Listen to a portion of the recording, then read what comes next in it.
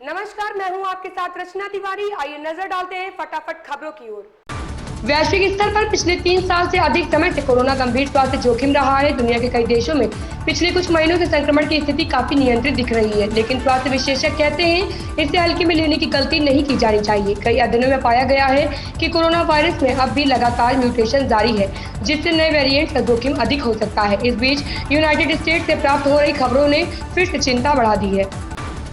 T20 विश्व cup के नवे संस्करण का आयोजन वेस्टइंडीज और अमेरिका में होना है। अमेरिका में पहली बार इस टूर्नामेंट के मैच खेले जाएंगे, वहीं वेस्टइंडीज में दूसरी बार इस टूर्नामेंट का आयोजन होगा। 2010 में उसकी मेजबानी में मैच खेले गए थे, तब इंग्लैंड ने ऑस्ट्रेलिया को हराकर फाइनल अपने नाम किया था। अगले साल इसका आयोजन जून में हो सकता है। 27 दिन तक चलने वाले इस टूर्नामेंट में 20 टीमें हिस्सा लेंगी।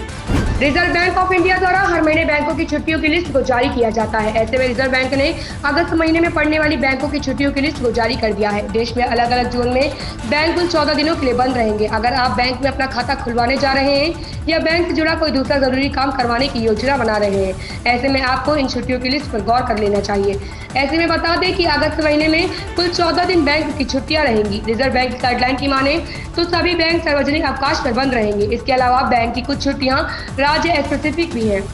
सुरिंदर विक्की ने अपने हालिया इंटरव्यू में साफ किया कि उन्हें बॉलीवुड एक्ट्रेस ऐश्वर्या राय पर क्रश है। एक्ट्रेस से जब पूछा गया कि वह किस स्टार सेलिब्रिटी के साथ काम करना चाहेंगे तो उन्होंने ऐश्वर्या राय का नाम लिया।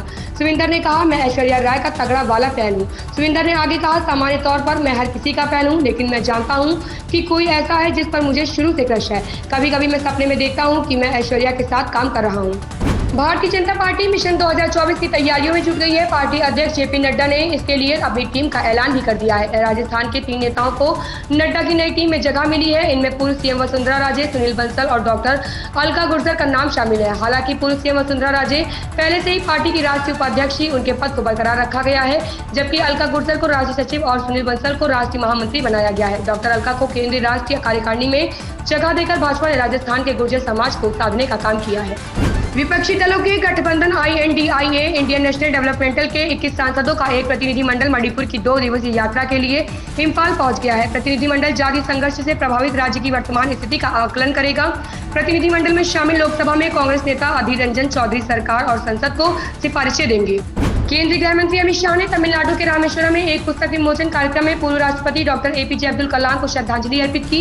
यहाँ उन्होंने doctor APJ Abdul Kalam memories never die पुस्तक का विमोचन किया। इस दौरान अमित शाह ने कहा कि India 2020 vision for the new millennium पुस्तक में डॉक्टर APJ अब्दुल कलाम ने भारत के विकास के रोड मैप को रेखांकित करने का काम किया। उन्होंने प्रमुख रूप से 3 बातें कही। भारत को अपनी क्षमता पहचानना होगा। प्रधानमंत्री नरेंद्र मोदी केंद्रीय शिक्षा मंत्री धर्मेंद्र प्रधान के साथ राष्ट्रीय शिक्षा नीति 2020 के 3 साल पूरे होने के अवसर पर प्रगति मैदान के भारत मंडपम पहुंचे। यहाँ उन्होंने अखिल भारतीय शिक्षा सम्मेलन का उद्घाटन किया। दरअसल राष्ट्रीय शिक्षा नीति NEP 2020 की 3री वर्षगांठ के मौके पर इस 2 दिवसीय कार्यक्रम का आयोजन किया जा रहा है।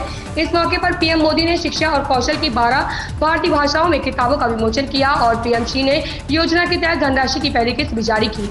भारतीय जनता पार्टी ने अपने केंद्रीय पदाधिकारियों की सूची जारी कर दी है। इसमें अगले साल होने वाले लोकसभा चुनाव और आगामी विधानसभा चुनाव के मद्देनजर कई समीकरणों का ध्यान रखा गया है। भाजपा के राष्ट्रीय अध्यक्ष जेपी नड्डा की नई टीम में 13 राष्ट्रीय उपाध्यक्ष, 8 राष्ट्रीय महामंत्री, 1 राष्ट्रीय महामंत्री संगठन, 1 राष्ट्रीय सह संगठन महामंत्री, 1 कोषाध्यक्ष, 1 सह कोषाध्यक्ष और 13 राष्ट्रीय सचिव के नामों का ऐलान किया गया है। अंडमान द्वीप पर भूकंप का तेज झटका महसूस किया गया। रिएक्टर पैमाने पर इसकी तीव्रता 5.8 मापी गई। फिलहाल किसी भी तरह के नुकसान की सूचना नहीं है। किसी भी तरह का अलर्ट भी नहीं जारी किया गया है। नेशनल सेंटर फॉर सिस्मोलॉजी ने बताया कि भूकंप देर रात करीब 12:53 पर महसूस किया गया। इसका केंद्र जमीन से 69 किलोमीटर गहराई में था। इन खबरों में बस इतना ही। बने रहिए हमारे साथ।